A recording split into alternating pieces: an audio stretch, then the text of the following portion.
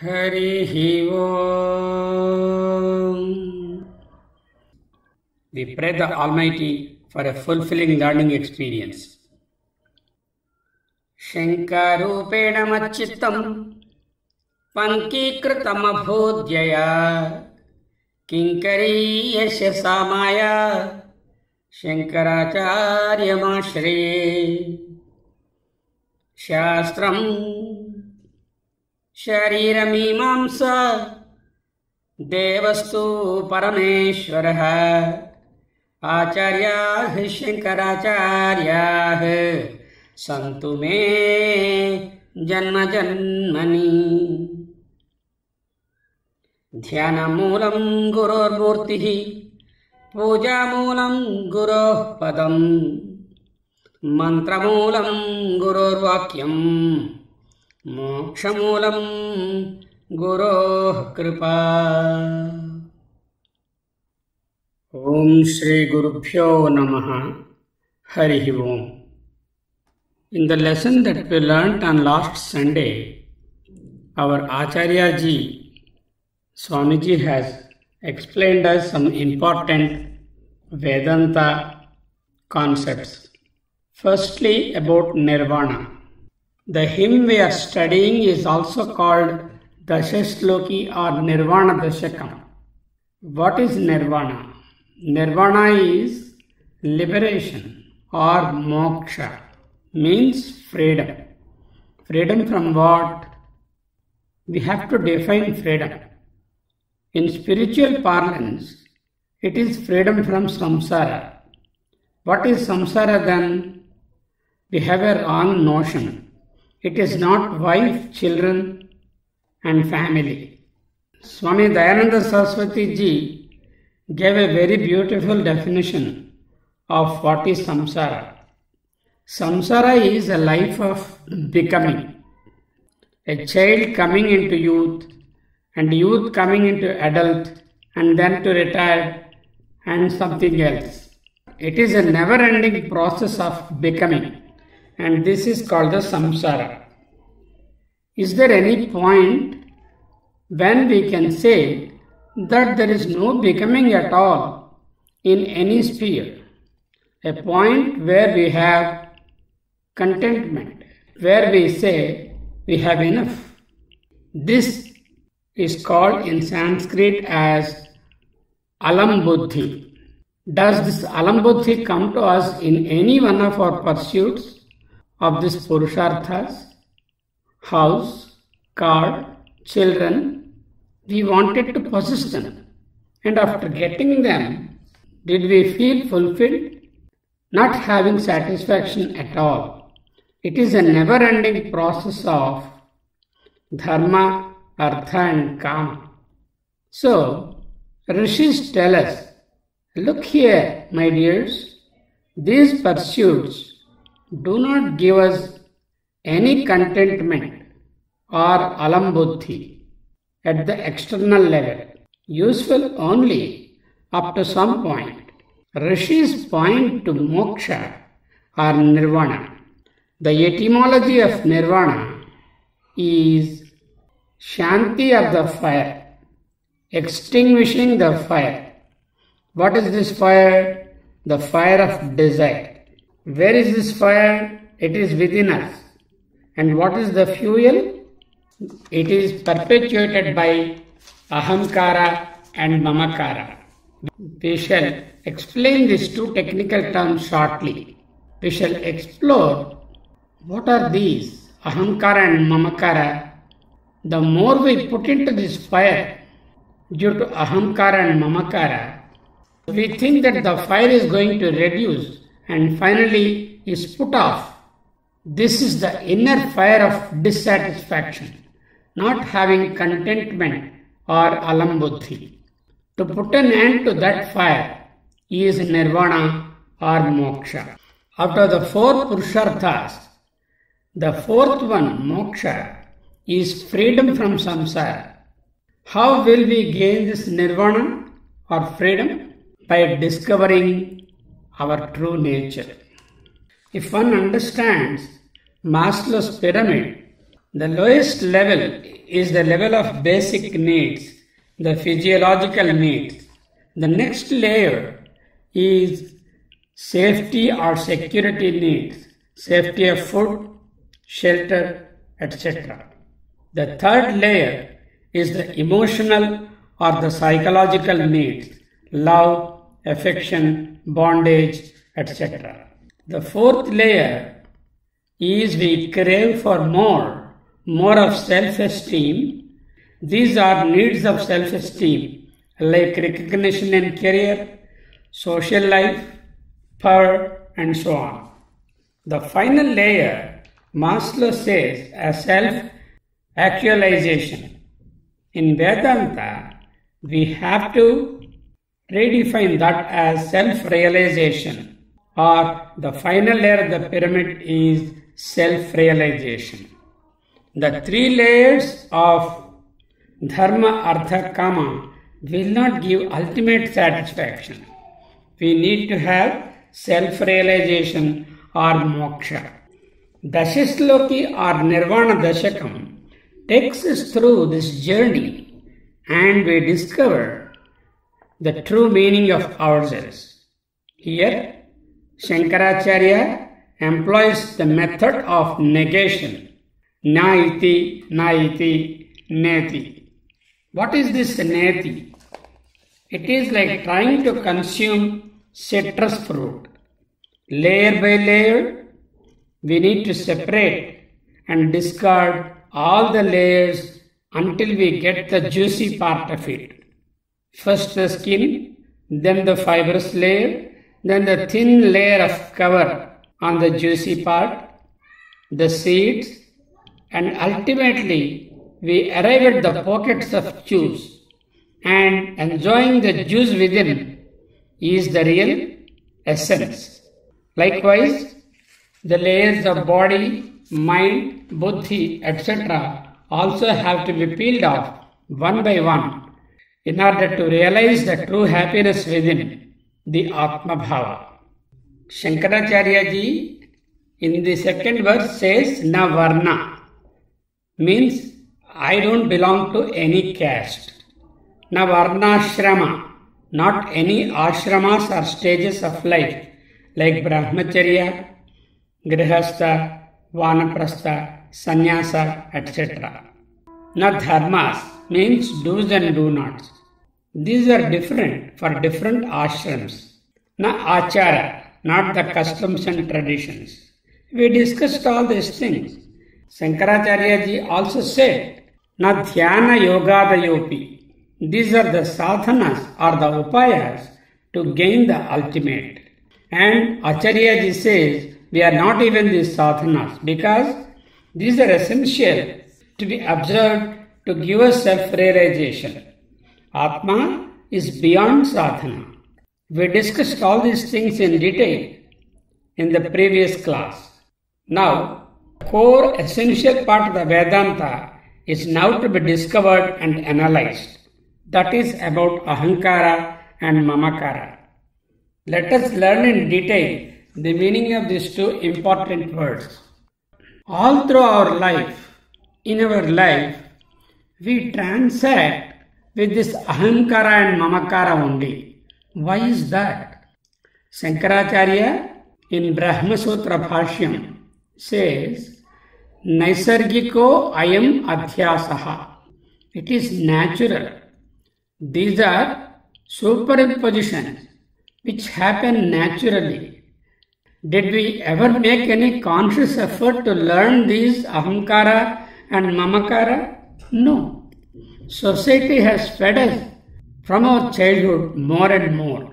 Ahankara and Mamakara, we are now an epitome of superlative Ahankara and Mamakara.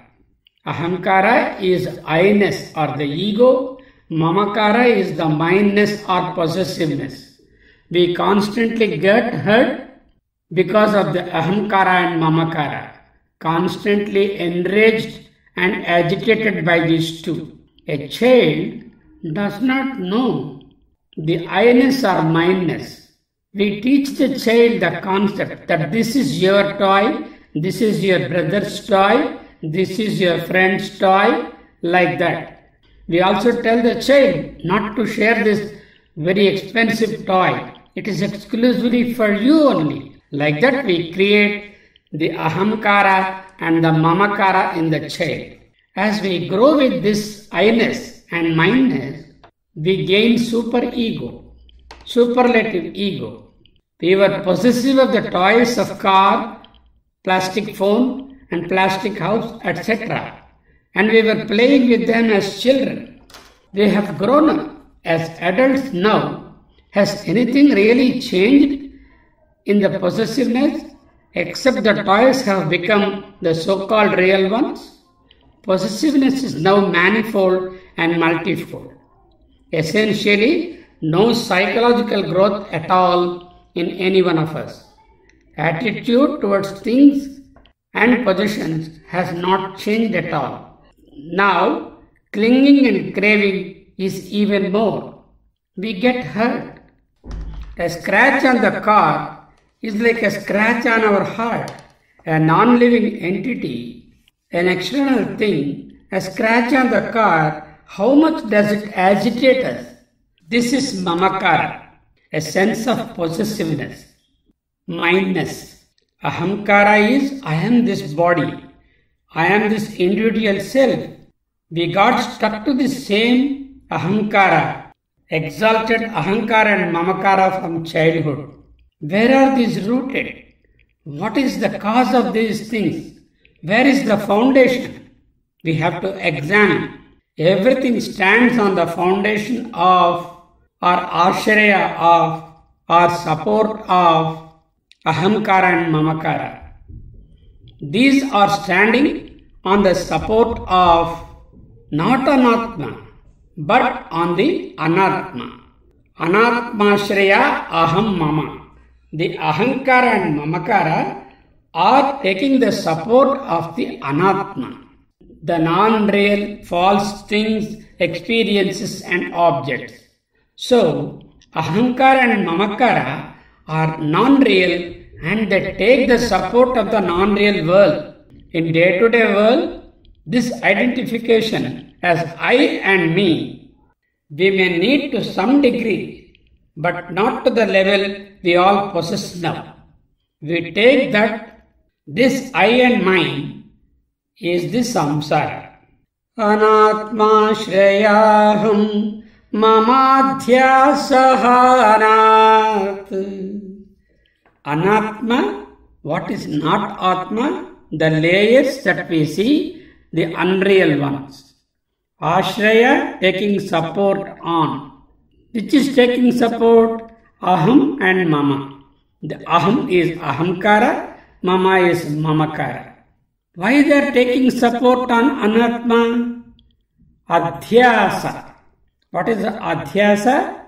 Taking an unreal thing to be real. Example, a mirage. It is not real, but we mistake it for real water. That is called adhyasa. Adhyasa hanat. When the adhyasa is destroyed, adhyasa is completely annulled, then we can see the inner self or self-realization. This adhyasa is seeing something as real in an unreal entity. Ahankara and mamakara are unreal. We always have the atma bhava, I and me, in the anatma, which itself is the fundamental mistake. Why is this adhyasa occurring? This is because of avidya or maya. What is my real nature? I am that which remains after the adhyasa is annulled. That is defined by Shankaracharya as tat ekaha avasistaha kevalaha shivaha. Tadeko vasishtaha shiva kevaloham. Eka, one. Kevalaha, one and only one, without the second. Avasistaha, having separated all the anatma, that which remains, the remainder. Tat, that, Sivaha, the consciousness, the auspiciousness. Here Sivaha means not the Lord Shiva in Kailash. So, Adhyasa Hanat, Adhyasa having been completely destroyed, the superimpositions are totally removed, all the unreal nature is stripped off, the I and me are destroyed, Aham and Mama, because they are taking Ashraya on the Anatma. And we have negated the Anatma and the Adhyasa is no more there. The Aham and Mama, I and mine, are having the support on the Anatma, Anatma Shraya. What is Ashraya? Ashraya is Aham and Mama are taking the support of the Anatma. This is because of Adhyasa or superimposition.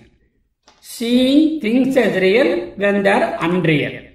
When this Adhyasa is annulled, then we see the real self. What is the Adhyasa due to? It is due to ignorance, avidya or maya.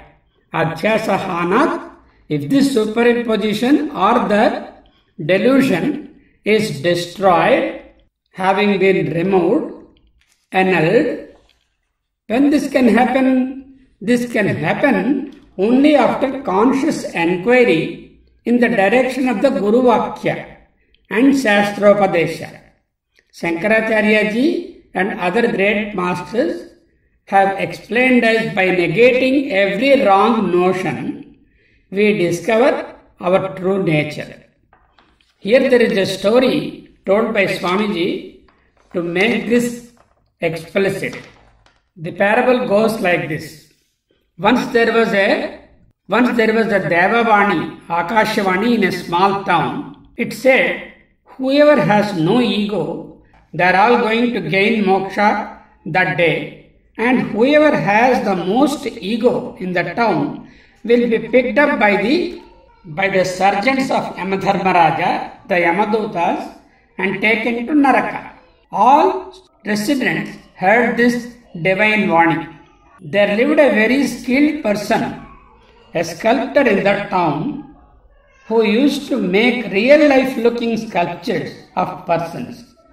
They were absolutely so real-looking that we cannot identify which is the sculpture and which is the person. He was too egoistic about his skill too. His super skill made him very egoistic. He had several recognitions. He knew that he is the one who will be picked up by the Yamadutas because of his ego. He had a great idea, and using his great skill, he made 100 other statues which were exactly looking like him, and he mingled with them to avoid being recognized by the Yamadutas. Surely the Yamadutas came and got confused and could not find out who is the real sculptor in them among those 101 statues. They wanted to play a trick to uncover the real sculptor in the statues. Yamaduta started praising the glory of each of the statues. They praised so much that the sculptor's ego is further augmented. They were saying that they were wondering who the person who could do such a real-life sculptures. After some time, the sculptor could not keep mum and came out and said, in great egoism, that he only made the statues, and the Yamadutas arrested him. His own ego has led to his own downfall. This is the parable. In reality, we need to do away with the ahankara and mamakara, the layers of varna, varnashrama, several types of egos associated with the varnas and the ashramas, possessions about money, knowledge, power, people around, belongings, accomplishments, all are null and void once we do away with the ego and mindness. In the ritual of puja also at the end, we sacrifice everything to Krishna Paramatma, saying Sarvam Sri Krishnarpanamastu. So we don't have to carry the attitude of doership or kartrutvam. We need to completely give up the doership. We should not hold on to these possessions and accompaniments hard in our head. Now the question is how to start this process of giving up I-ness and mine-ness. Swami Dayananda Saraswati Ji gave a very practical approach. The attitude that we need to operate as a trustee of our body and possessions. The trustee works hard for the trust and looks after the trust very well, but never possesses or never he is the owner of the trust. We are the trustees of our body. Sariram khalu dharma sadhanam. So, in the empirical world, I am given this body and I have to operate as the trustee of it to accomplish what all is needed of me. I need to maintain this body in good mental and physical health. So much of ahankara and mamakara have been established within me, painted on the self, that we need to shed layer by layer. We only have to separate ourselves from the entanglements. Others do not know the nature of our ahankara and mamakara and our entanglements. We are the best person to analyze ourselves and get rid of this ahankara and mamakara. We know our life more than anyone else. Adhyasa hanat. This can happen only by vichara or inquisitive enquiry and shravana of Guru Vakya and Shastra Vakya. Anatmashraya of ahankara and mamakara have to be given up. What remains after this exercise? Avasishtaha, the reminder, I am that. Tat eko avasishtaha sivaha kevalaha aham. Ekaha, the one, kevalaha, the one and only one, sivaha, auspiciousness or consciousness, aham, I am. That what remains after negating all these things. This is the lesson we learned from our Pujya Acharya Swamiji, Sachidananda Ji. With all reverence to him, we look forward for future teachings. Hari Om. Navarna navarna shramachara dharma name dharana dhyana yoga dayopi anatma shrayaham mamadhyasahanat tadeko vasishtah sivah kevaloham tadeko vasishtah sivah kevaloham tadeko vasishtah sivah kevaloham.